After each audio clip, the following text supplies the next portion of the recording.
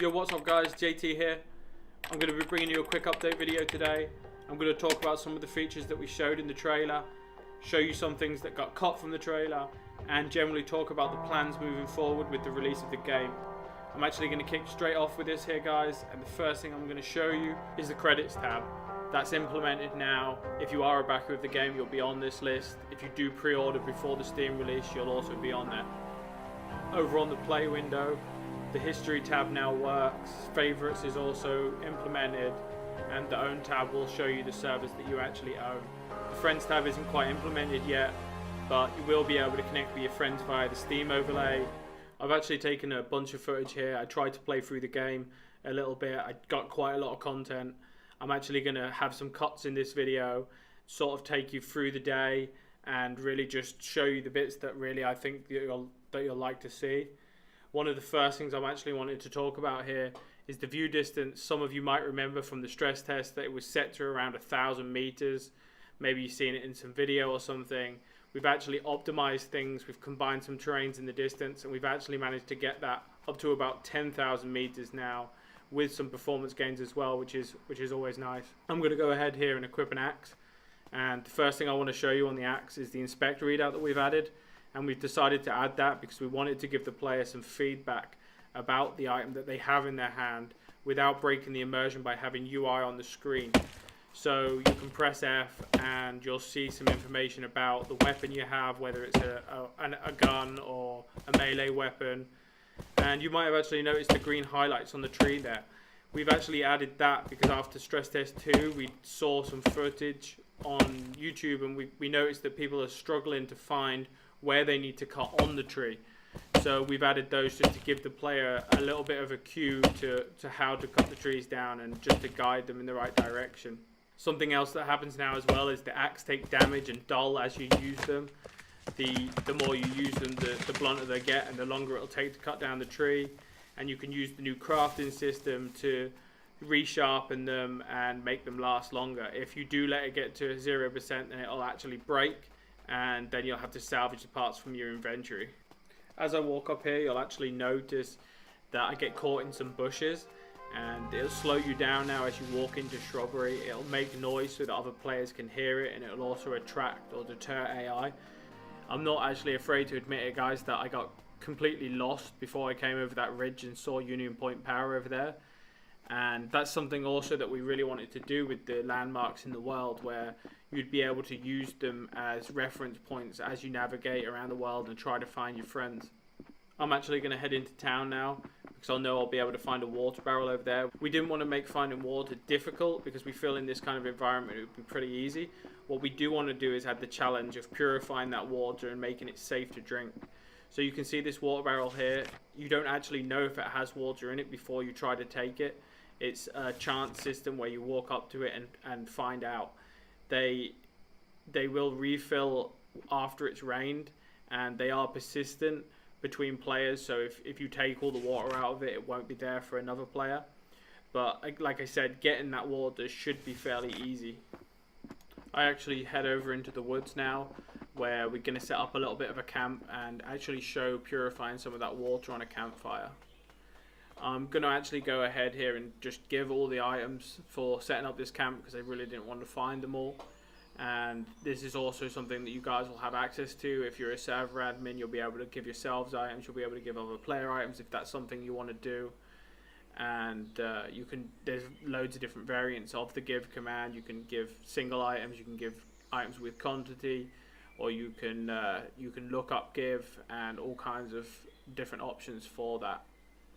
You can actually see here that I forgot one of the IDs, so I just did try give and then a name, and it will basically look on the system and see what there is to give you that matches that name, and it'll try to give you it. You can see that I actually place a tent now, and that serves as a mobile logout point in the world. If you do use something like this, then you'll sign back in exactly where you did log out, and if you don't, then you'll log back in somewhere near where you signed out.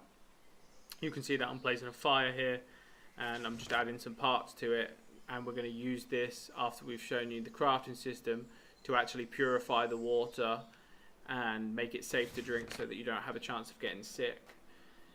I'm actually showing the new crafting system here now, and we added this because we felt that the old system was becoming a little bit clunky with the lists. The lists were becoming a little bit long, and it was becoming hard to find exactly what you wanted to craft.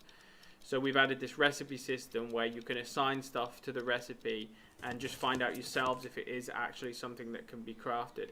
We've added this wiki button here as well, which will actually open directly to a web page where you can find all the different recipes and just make it kind of easy to find that. And that will open in the overlay, the Steam overlay as well, if that's something that you want. That's just an option with all URLs in the game in the settings, where you can check that on if you want it to open in the Steam overlay, or off if you want it to open in your regular browser.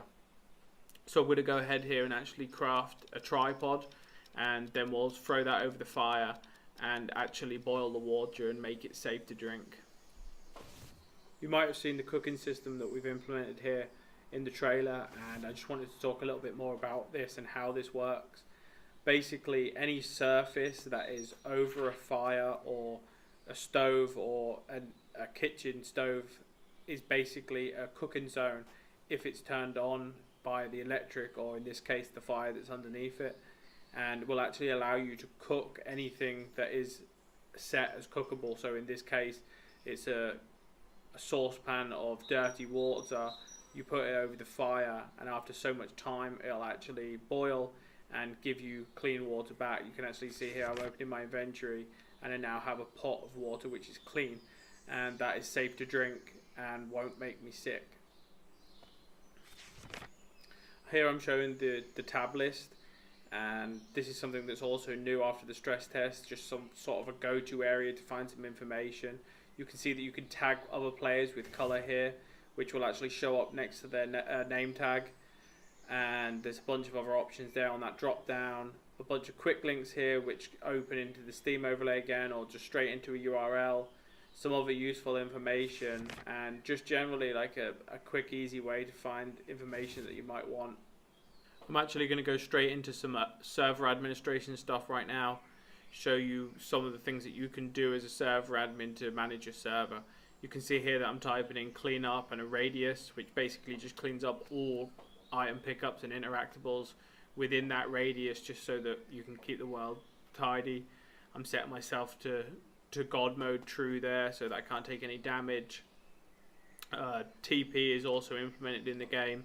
You can TP to coordinates, or you can TP player to player, or TP yourself to a player, or a player to you. You can also teleport yourself to spawn points by doing / spawn point and then the number. I don't actually show it here, but that's in as well, which you might find useful if you want to set a spawn point, or just generally teleport somebody to another spawn point so they can meet up with their friends. You can kill other players if they're, say, griefing or whatever, something like that. You can mute them in the chat, which is persistent and mutes them indefinitely. They will be able to whisper to administrators. You can add to your stats. Here you can see I add to my hydration stat, and you can also do this for other players as well. So you would just do / the stat you want to update, the name of the player, and then the amount you want to increase it or remove it by. You can ban people as well, unban them all via the chat, and you can also do that via the server panel as well, which I'll actually go ahead and show you right now. This is the Zelona Allgamer game server panel that's been developed for Survive the Nights by Clinton. If you host a server through Allgamer for Survive the Nights, you will actually get access to this panel. You can see here on the main page that you can start and stop your server, and I'm going to go ahead in here and click on my server, and you can see a little bit more information about it. You can change the name here, update it, restart it, and things like that. Over on the configuration tab, you can change all of the server's configuration. I won't go into too much detail about each of these options, but basically this saves you having to edit text documents and will really allow you to run the server the way that you want to do it. You can change all different kinds of things, and you can see I scroll down here and actually show you some of the description of some of the options that you'll have access to. Over on the permissions tab, you can see that you can create user groups. User groups work in a hierarchy system, So the higher they are in the group, the lower permissions that they have. And you can create permissions here. You can assign permissions to those groups. You can also change the chat prefix colors of those groups just down here. And you can also assign what the chat prefix should actually say in game. The next tab's the console. You'll be able to see all your chat messages in here, and just keep an eye on how your server's running, any errors that you might need to report to the devs, things like that. The task tab lets you set tasks for the server, like restarts. Lets you schedule those for when you want them rather than when they need doing. The backups tab is just for taking a backup of your server database in case of any corruption, anything like that. And the tools tab just has a little utility on it for deleting your database in case you want a clean server. Okay, and we're back in game. I'm actually going to show you guys a few weather states here in the background while I talk a little bit about zombie spawning and the alpha. These commands that I'm inputting right now, I'm actually forcing the weather. All these states will dynamically happen in the game as you play. Server admins will also have access to these commands as well. So as of Alpha 1.0, which will be hitting Steam fairly soon, zombies will actually spawn dynamically around the world. During the day you won't find them outside. They'll generally be lurking in houses and just hiding in dark places. We've done this because we want to approach the zombies from the perspective that during the day you can spend it preparing for the night. During the night, zombies will actually spawn outside. They'll be more aggressive and they'll actively seek other prey for food, and you'll actually have to fend those off more. As for the Steam Early Access, we're really positive at the moment. We're really confident about where the builds are. We're wanting to polish things off just a tiny little bit more. Even though we will be going onto Steam as an early access game, we want it to be a fun experience for the people who play. If you want to get involved with the backer testing, then you can pre-order the game through the Humble Bundle, and in the coming weeks we're hoping to do tests with the community and really gather information. But overall the plan is to be on Steam this summer, and we're going to really take it from there and continue the development once we hit Steam and really make the game awesome. I just wanted to show you this last little clip to show something that we've implemented here into the game which we feel is like really important, and that is this wind up flashlight. And the reason we've added this is because we noticed during the stress test that finding flashlights was a real problem when you first started playing the game, and people were struggling to navigate around during the night. We don't want to sacrifice having dark nights because people can't play because they don't have lights. So we've implemented this wind up flashlight, and we're thinking about giving it away as a starting item.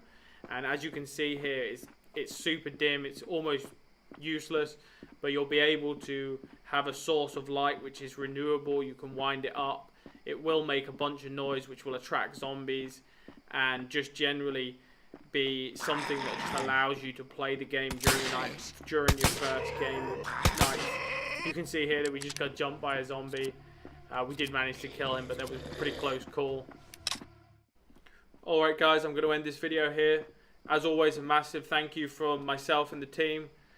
All of your ideas are fantastic. We love the contribution that you guys put in. If you did like the video, remember to hit the thumbs up and the subscribe.